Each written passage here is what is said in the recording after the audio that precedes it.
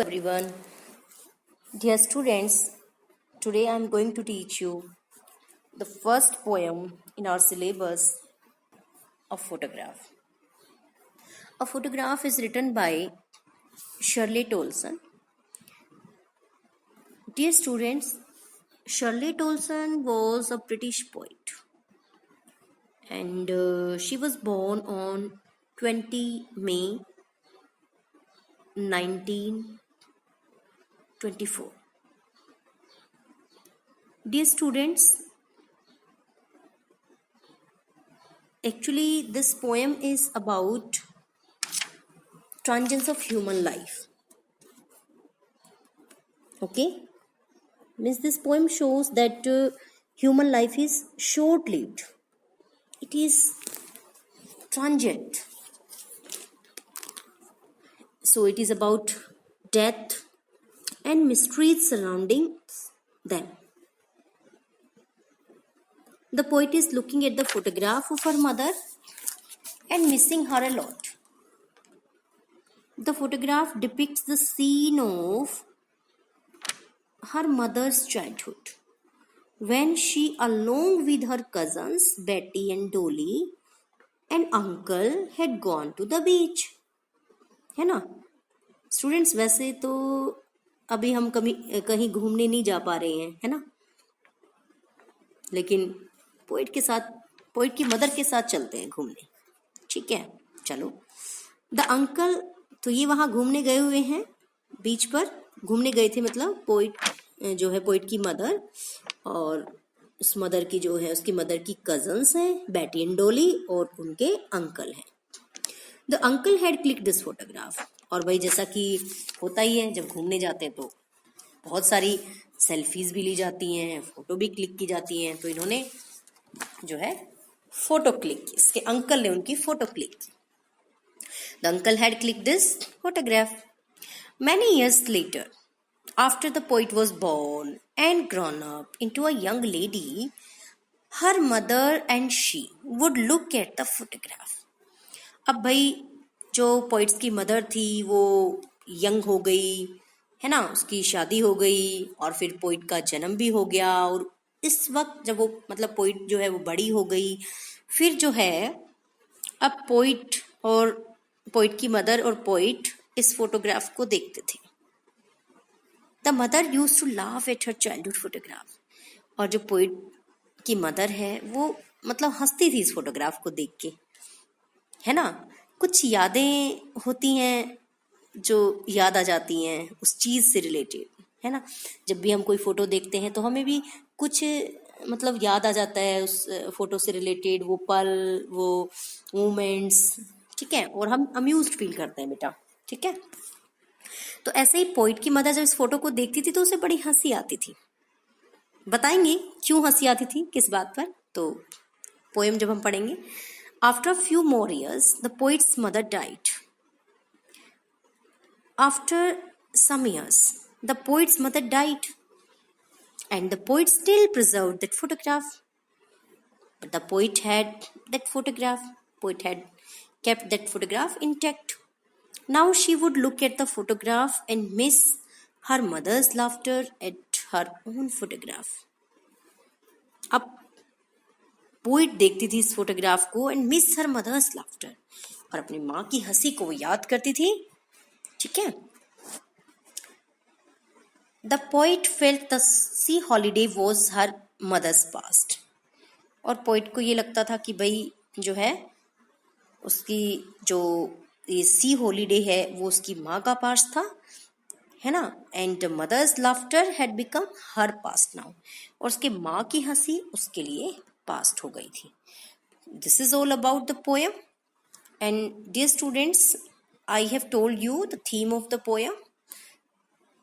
What is the theme? Let me remind you once more. The poem deals with the theme of transience of human life. Means the poem shows that human life is short-lived and nature is permanent. Okay? So students, she is Shirley Tolson. है ना, she is a great writer. she was a great writer. Students, she has died. She died in 2018, September 2018. अभी recently ही मतलब उनकी death हुई थी. Okay. And देखिए, the poet's mother along with her 2 cousins went for paddling. यहाँ इस तरीके से घूमने गए थे बीच के ऊपर. देख के बड़ा अच्छा लग रहा होगा, है ना? मन कर रहा होगा आप लोगों का भी. वैसे भी घर में बड़ा कन्फाइंड सा फील कर रहे होंगे, है ना? प्रिजन सा फील कर रहे होंगे. खैर, पोइट की मदर के साथ चलते हैं, है ना? I told you. Yes, let's start the poem. The cardboard shows me how it was. The cardboard shows me. Cardboard. The poet uses this word for the photograph. And I tell you, students, why she calls it cardboard. Because the photo or the picture of, the photo of the poet's mother is pasted on a cardboard for the purpose of framing. जैसे हम frame करते हैं तो photo को किसी cardboard के ऊपर fix कर देते हैं और मतलब उसको फ्रेमिंग कर देते हैं हम लोग, है ना? तो इस तरीके से the photograph is pasted on a cardboard for the purpose of framing and it has been called cardboard because it has become very old and worn out. ठीक है, पुरानी हो गई है, वोर्न आउट हो गई है, ओल्ड हो गई है, इसलिए. सो the cardboard shows me how it was and it means the scene in the photograph. Okay, it means the scene in the photograph. Students, आपसे पूछा जाए तो बता देंगे, आपको बता दिया है. It means the scene in the photograph. So the cardboard shows the poet the scene of the photograph. Photograph का सीन कैसे पता लगता है उसको? इस फोटो से. ठीक है. When the 2 girl cousins went paddling. क्या लगता है भाई, क्या पता चलता है उसको? देखो कि 2 girl cousins went for paddling. Paddling means to walk with short steps. छोटे छोटे कदमों से चलना. ठीक है. Each one holding one of my mother's hands. So the photograph shows her how it was, or the scene of the photograph when the 2 girl cousins went to the beach for paddling, each one holding one of my mother's hands. Each किसके लिए use हुआ है? For poets cousins. Sorry, the cousins of the poet's mother. Okay. Each one holding one of my mother's hands. The cousins of the poet's mother were holding on to her hands. Okay, were holding on to the hands of the mother. Why they were holding her hands? For feeling secure. They were standing in the waves, na? They were standing in the waves. So for a feeling of security, they held. Okay, they held her hands. दोनों side से मतलब जो है उसने उन्होंने अपनी cousin के हाथ पकड़ लिए थे. ठीक है. ऐसा होता है ना स्टूडेंट्स की जब हम कहीं घूमने जाते हैं और हमारे साथ कोई छोटा बच्चा होता है ना, तो छोटा बच्चा बड़ा इनसिक्योर सा फील करता है और लाइक वो अपनी मम्मी के या दीदी के या अपने भैया के और इस तरीके से मतलब चिपकू सा हो जाता है ना. तो इसी तरीके से वो भी छोटी थी तो अपनी बड़ी बहन के हाथ पकड़ रखे थे उन्होंने. And she the big girl and the eldest girl was the mother of the poetess, some 12 years or so. The poet's mother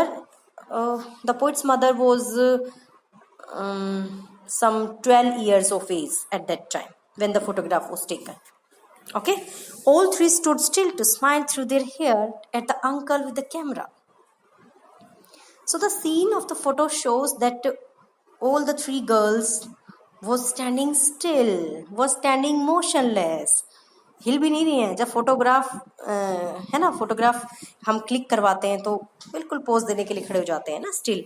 to smile through their hair, और भाई उनके बाल हवा में चेहरे के ऊपर इधर उधर उड़ रहे हैं, है ना, और वो मतलब मुस्कुरा रही हैं. तो smile through their hair means ये है कि चेहरे पर बाल इधर उधर उड़ रहे हैं, स्कैटर्ड हो गई हैं और वो स्माइल कर रही हैं. At the uncle with a camera, किसकी तरफ स्माइल कर रही हैं? अंकल की तरफ, क्योंकि अंकल कैमरा लेके उनकी फोटो क्लिक कर रहे हैं. ओके, तो ये सब उसको सीन में दिखाई दे रहा है, फोटो में दिखाई दे रहा है. So all the three girls was standing still and they were smiling through their hair at the uncle, because the uncle was taking their photograph. A sweet face my mother's. The poet says that at that time her mother's face was very sweet. क्यों भाई, बाद में नहीं था क्या sweet? उस time sweet क्यों कहा, सोचो. यस डियर स्टूडेंट्स, एक तो क्या होता है बचपन में, तो वैसे तो हर बच्चा देखो स्मार्ट होता है, बड़ा अट्रैक्टिव लगता है. आप भी बड़े अट्रैक्टिव रहे होंगे, है ना, आप भी बड़े स्मार्ट रहे होंगे. तो a sweet face my mother's, तो उसकी माँ का चेहरा बड़ा स्वीट था उस टाइम, क्योंकि the innocence of childhood and the charm of childhood was visible on her face. Okay, and that was before I was born. So actually it was a matter of a long time back, but बहुत पुरानी बात है, before the poet was born. And the sea which appears to have changed less. Poet क्या कह रही है यहाँ पर, और जो सी है which appears to have changed less means the sea has not changed a bit, है ना, which appears to have changed less, जो कम बदला हुआ लगता है, इसमें कोई बदलाव यानी नहीं आया है. the sea appears the same, there is no change in the sea, it means nature remains the same. okay, wash their terribly transient feet, और कहती कि वॉश कर दिए, किसने वॉश कर दिए, क्या वॉश कर दिए भाई? दे टेरिबली ट्रांजेंट फिट, उनके बहुत ज़्यादा भयानक रूप से ट्रांजेंट, ट्रांजेंट means short lived, fit means पैरों को, उनके पैरों को जो कि बहुत ज़्यादा टेरिबली ट्रांजेंट हैं, उन पैरों के निशान को, यानी पैरों को साफ कर दिया. किसने साफ कर दिया? किसने साफ कर दिया भाई? यानी कि लहरों ने. क्या होता है बेटा, देखो, when ever a person goes to the beach, his imprint the imprint of his feet are created on the beach, and when the waves arise, the imprint are washed, है ना, वो साफ हो जाते हैं. तो इसी तरीके से है कि भाई लहरों ने उनके पैरों के निशान को क्या कर दिया? वॉश कर दिया. okay, so dear students, I would like to tell you one thing here the poet has used alliteration, and I suppose that you have heard about alliteration. Alliteration is a figure of speech where there is repetition of consonant sound, terribly, transient, fate. So there is repetition of consonant sound, so it is an example of alliteration.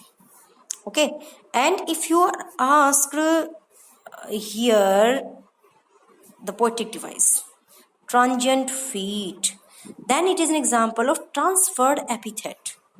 Students, epithet means adjective and transferred means transfer हो जाना, है ना. जैसे कोई person job करता है, उसकी transfer हो जाती है, तो ऐसे ही भाई एडजेक्टिव का भी ट्रांसफर हो जाता है ना, कि जिस वर्ड के साथ उसको यूज करना चाहिए उसके साथ ना यूज करके उसे किसी दूसरे वर्ड के साथ यूज कर दिया जाता है. That is called transferred epithet. तो feet are not transient, actually human life is transient. So instead of using the word, the adjective transient with life, the poet has used it with the feet. So this is an example of transferred epithet. poet ये भी कह सकती थी कि भाई transient life, पर उसने transient feet बोला है यहाँ पर, तो फीट नहीं होते हैं जो है ट्रांजिटरी, ह्यूमन लाइफ होती है. तो इस ट्रांजिएंट एडजेक्टिव को पोइट ने लाइफ के साथ यूज ना करके यहाँ फीट के साथ यूज कर दिया, लेकिन मतलब इसका वही है कि भाई ह्यूमन लाइफ ट्रांजिएंट है. तो ये इस एडजेक्टिव का, इस एपिथेट का ट्रांसफर कर दिया है. ठीक है, तो ये ट्रांसफर्ड एपिथेट है. Okay students, let's proceed. I hope the poem is clear to you. Now let's proceed. Some 20-30 years later, she would laugh at the snapshot. Dear students, after some 20 or 30 years, she would laugh at the snapshot. She, the poet's mother. Who is she here? The poet's mother. So the poet's mother would laugh at this snapshot. Means whenever she looked at this photograph, she remembered something and then she started laughing. And she laughed at this photograph. See, Betty and Dolly, she would say. And look how they dressed us for the beach. और वो कहती थी इस photograph को देख के, see Betty and Dolly. Betty and Dolly को देखो. And look how they dressed us for the beach. और ये देखो कि कैसे हमें मतलब ड्रेस किया गया था बीच पे जाने के लिए, ड्रेसअप किया गया था, कैसे तैयार किया गया था उनको बीच पर जाने के लिए. ये कौन है? सपोज करो आप लोग, सपोज करो स्टूडेंट्स, सी बेटी एंड डोली, she would say, and look how they dressed us for the beach. तो कहने का मतलब क्या है कि ये दे है उनके फैमिली मेंबर्स, उनके पेरेंट्स. ठीक है भाई, छोटे थे तो उनको पेरेंट्स ने उनको ड्रेसअप करके भेजा था अंकल के साथ घूमने के लिए. तो अब वो मतलब जो पोइट्स की मदर है वो ग्रोन अप हो गई, बड़ी हो गई मतलब, और कभी बैठ के वो अपनी इस फोटोग्राफ को देखती थी तो उसको बड़ी हंसी आती थी. और वो क्या बोलती थी इस फोटोग्राफ को देख के, बेटी एंड डोली को देखो, इसको मत देखो भाई, है ना. पोइट्स की जो मदर है वो स्पेशली किसकी तरफ ध्यान डायरेक्ट करती, कहते बेटी और डोली को देखो, एंड लुक, और देखो how they dressed us for the beach. और भाई कैसे उन लोगों ने मतलब हमें बीच पर जाने के लिए ड्रेसअप किया था. तो बेटा देखिए, she laughed at the snapshot and she laughed at the snapshot because they were strangely dressed, है ना. जब भी हम भी अपनी कई पुरानी पिक्स देखते हैं, पुरानी फोटोज देखते हैं स्टूडेंट्स, तो बहुत चेंज उसमें मिलता है, ड्रेसिंग सेंस में भी, है ना, अपीयरेंस में तो खैर लगता ही है, तो बड़ा चेंज लगता है. और ऐसा ही चेंज उसने देखा, ऑब्जर्व किया अपनी उस फोटोग्राफ में, तो उसको देखकर बड़ी हंसी आती थी और कहती थी देखो बेटी एंड डोली को देखो, और ये देखो कि कैसे हम लोगों को ड्रेसअप किया गया था बीच पे जाने के लिए, किस तरीके के उनको कपड़े पहनाए गए थे, किस तरीके से जो है उनको तैयार किया गया था. तो it was very funny, it was means very comical. The sea holiday was her past. अब जो है पोइट ये बोल रही है कि सी हॉलीडे वॉज हर पास्ट. उस समय जब ये फोटो देखती थी तो उस समय जो सी हॉलीडे का टाइम था मतलब वो उसके लिए पास्ट हो चुका था.